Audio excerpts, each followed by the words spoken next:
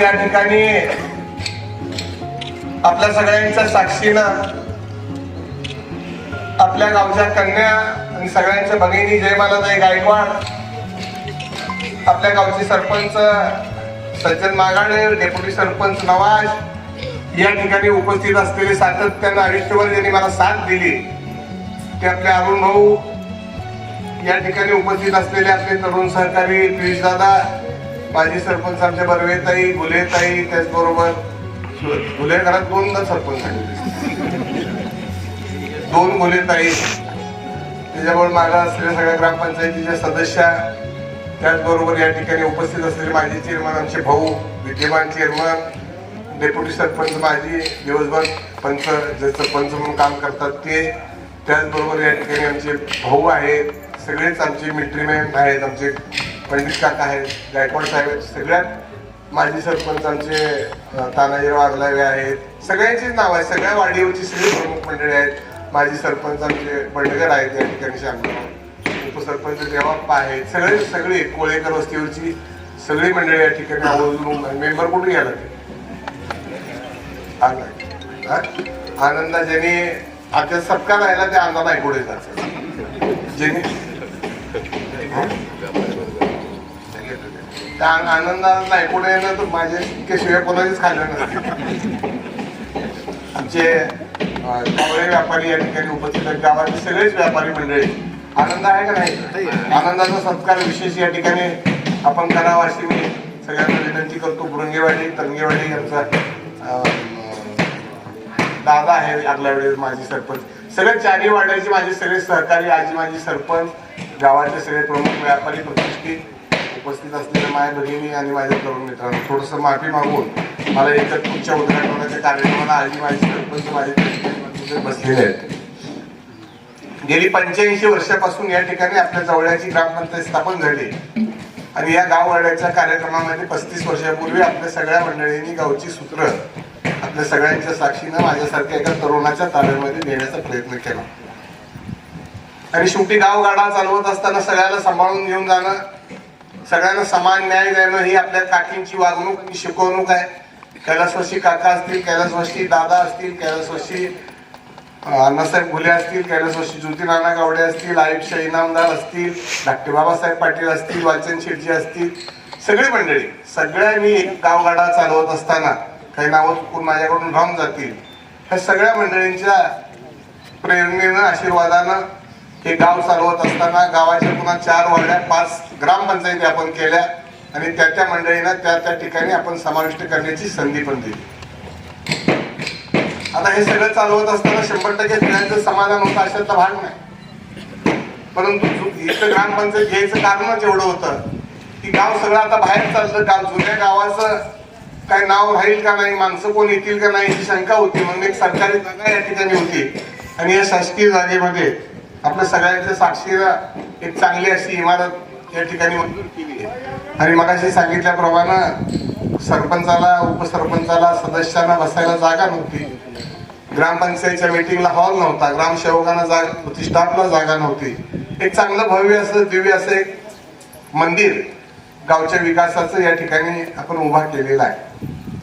आता या ठिकाणी मी आपल्याला सगळ्यांना नम्रपणे सांगेन की गावाच्या सगळ्या वेगवेगळ्या ऑफिसेस भाड्यानं होते. भविष्य काळामध्ये या ठिकाणी आपण तलाठी कार्यालय जे आहेत सगळी या समोरच्या इमारतीमध्ये घेणार आहोत. बँकेचं कार्यालय सुद्धा आपण या ठिकाणी समोर घेणार आहोत. सिटी सर्वेचं कार्यालय मी या ठिकाणी मंजूर केलेलं आहे. सिटी सर्वेसाठी आपल्याला सांग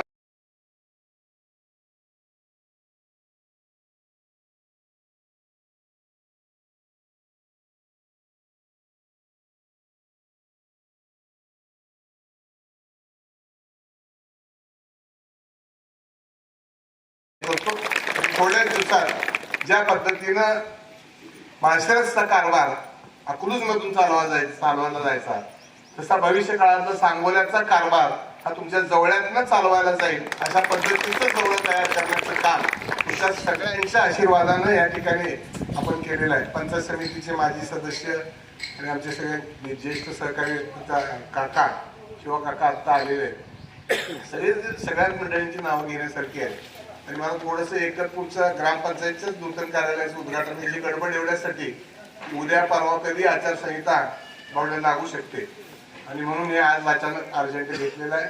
आणि आपला आशीर्वाद, सदिच्छा, शुभेच्छा नेहमीच आपल्या माझ्या पाठीमागे असतात.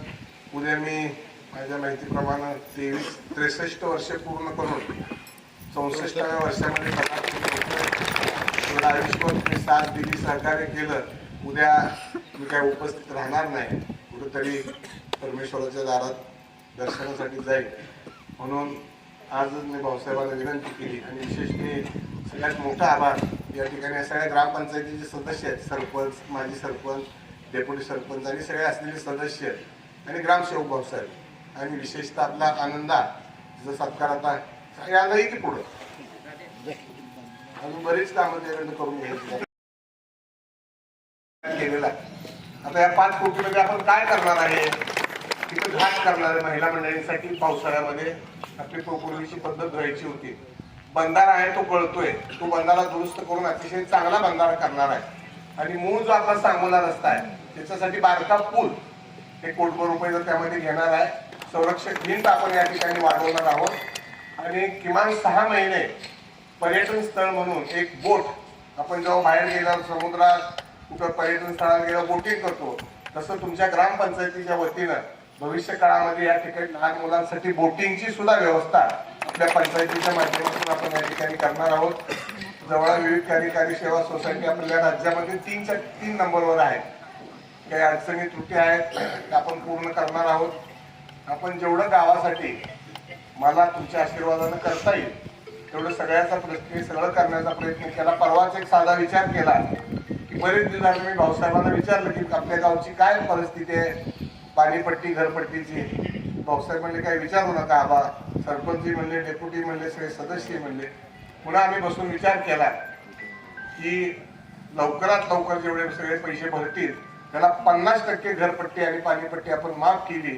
आणि माझ्या माहितीप्रमाणे गेले 8-10 दिवसाच्या काळामध्ये नोटा मोजायला सुद्धा माणसं कमी पडायला लागतील एवढं सगळं पैसे या ठिकाणी गोळा झाले. आता मला वाटतं एक 60-70% झालेत. राहिलेल्या 30%ला विनंती आहे की अजून थोडा कार्यकाळ आपण वाढवू आणि 100% गाव आपलं करूया. तुम्ही सहकार्य केलं तरच हे मंदिर चांगलं चालणार आहे. तुम्हालाही मी या निमित्तानं विनंती करेन की काय चुकून वापरून राहिलं असलं तर राहिलेल्या लोकांनी आपली घरपट्टी पाणीपट्टी भरावी. ही सगळं विकासाचं काम फक्त तुमच्यासाठी आहे. आणि विशेषतः आपल्या रसाळ भाऊसाहेबांचे मी मनापासून या ठिकाणी आभार मानतो. भाऊसाहेबांनी आपल्या गावासाठी चांगलं कष्ट केलं, रात्रीचा दिवस केला. 2 गावं असताना सुद्धा जवळजवळ या ठिकाणी विशेषतः ही मंडळी सगळीजण आली.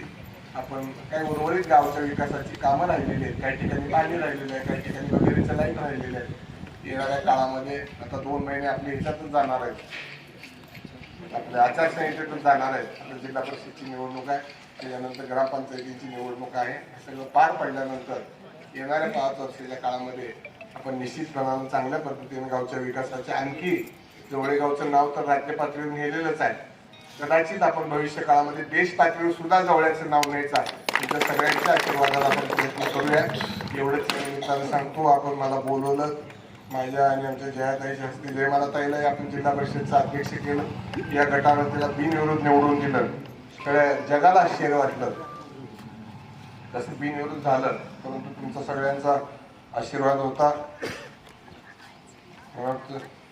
उद्याचा केक आज झाला असू दे. मला ही केकचं काही आवडत नाही, परंतु तुमच्या सगळ्यांसाठी मी स्वीकारतो. मी एवढ्यासाठी इथं थांबत नाही. मला काय आपल्याला तरी सुद्धा तुमचं एवढं सगळं प्रेम आहे तर मी आपल्या सगळ्यांच्या साक्षीने केक कापतो. आणि मला पुढच्या उद्घाटनाला जायला परवानगी द्यावी. कुणीही मी गेल्यानंतर उठू नये आणि काहीच करू नये. सरपंच आपलं मनोगत व्यक्त करणार आहे. जयमाला ते अध्यक्षी भाषण सांगतील आणि मग आभार प्रदर्शनाचा कार्यक्रम झाल्यावर जाग्यावर सगळ्यांना नाश्ता मिळेल. सगळ्यांनी नाश्ता चहा घेऊन मग जायचं आहे अशी मी आपल्याला या निमित्तानं विनंती करतो. आणि सरपंचाला विनंती करतो की त्यांनी आपलं प्रास्ताविक माझ्या अगोदरचं या ठिकाणी करावं अशी. आणि आपण सांगूला पॉलिटिक्स हे यूट्यूब चॅनल जर पहिल्यांदा पाहत असाल तर नक्की सबस्क्राईब करा आणि तालुक्यातील प्रत्येक बातम्या, ताज्या घडामोडी काही क्षणात जाणून घ्या.